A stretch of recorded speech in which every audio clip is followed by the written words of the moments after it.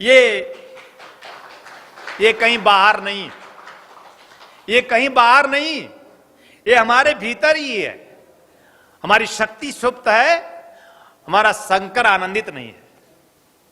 हमारी शक्ति मूलाधार में सुप्त है, हमारा सहस्रार शिव शंकर शिव सहस्रार में सुप्त है, वह दुखी है। शंकर दुखी है, चिंतित है, परेशान है। आप ही हो शंकर। आप बताइए, दुखी हो या नहीं, चिंतित हो या नहीं, परेशान हो या नहीं, या होते हो या नहीं। और अगर आप दुखी, चिंतित, परेशान होते हो किसी भी स्थिति परिस्थिति में, तो आप शंकर हो। और हमारे उपनिषदों में कहा, शंकर से शिव की यात्रा अरे हमारे काशी में आप आओ, काशी में जन्मस्थली है हमारा, वहां आप आओ, विश्वनाथ की नगरी है। वहां तो कहते हैं कि कंकर कंकर शंकर है, कंकर कंकर शंकर है, यानी एक एक कण। तो मैं एक दिन कमल सोचने लगा काशी में कि अगर कंकर कंकर शंकर है तो तुम कंकर फिर भी तुम्हारे जैसी हरकत नहीं करता। वह इतनी बड़ी एक्टिविटीज में नहीं है, वह चैतन्य नहीं है, कंकर जीवित नहीं है, कंकर जागृत नहीं है, कंकर श्वास लेता नहीं है, कंकर प्राणवान नहीं है, कंकर आत्मवान। इतना परिपूर्णता के साथ जितना मनुष्य है, कोई भी सजीव या निर्जीव जीव प्राणी अपने आप में इतना प्राणवान नहीं है, इतना जागृत नहीं है, जीवित नहीं है। और जब शास्त्र कहता है कंकर कंकर शंकर है, तो खुद को क्यों भूले बैठे हैं? मुझे मेरी याद आनी चाहिए, मैं भी शंकर हूं। और जब मुझे मेरी याद आएगी तो मैं पूर्णता को उपलब्ध हो जाऊंगा, क्योंकि मेरे जीवन में ऐसा गुरु मिला है जो दीक्षा देता है, ज्ञान दीक्षा देकर मुझे पूर्ण करता है।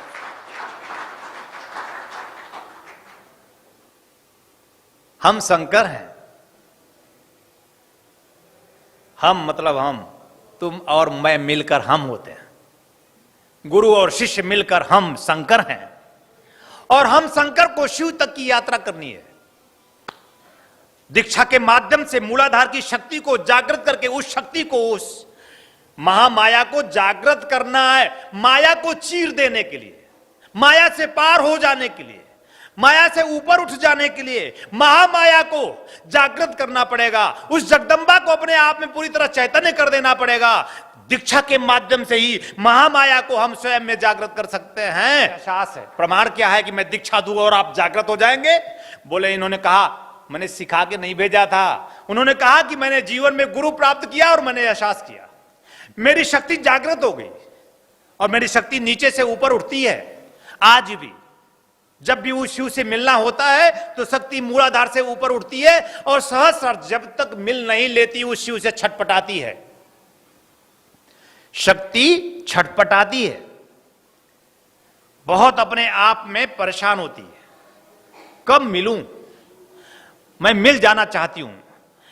बिना मिले मेरे जीवन की पूर्णता नहीं है। ध्यान रखना, शक्ति तुम में भी है।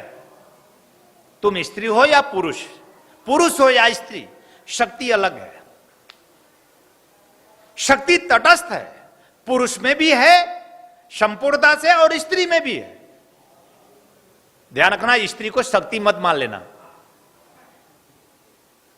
यह तुम्हारी बहुत बड़ी गलतफहमी होती है कि तुम स्त्री को ही शक्ति मान लेते हो और तुम शक्तिमान कभी बनते नहीं। तुम दोनों को शक्ति की आवश्यकता है। हर पुरुष को, हर स्त्री को शक्ति को चैतन्य करने की आवश्यकता है। और शक्ति बिना सदगुरु के चैतन्य हो ही नहीं सकती।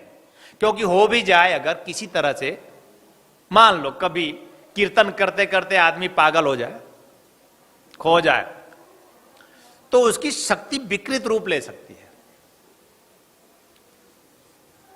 सदगुरु होगा जीवन में तो सुकृत रूप दे देगा, शक्ति को मूलाधार से ऊपर उठा देगा, किसी भी चक्रों पर अवरोध नहीं आने देगा। और सहस्रार में जो शिव है वो इंतजार कर रहा है सदियों से। तुम जितनी बार जन्म लिए हो, ध्यान रखना, सदियों शब्द है, सदियों से शिव इंतजार कर रहा है शंकर से मिलना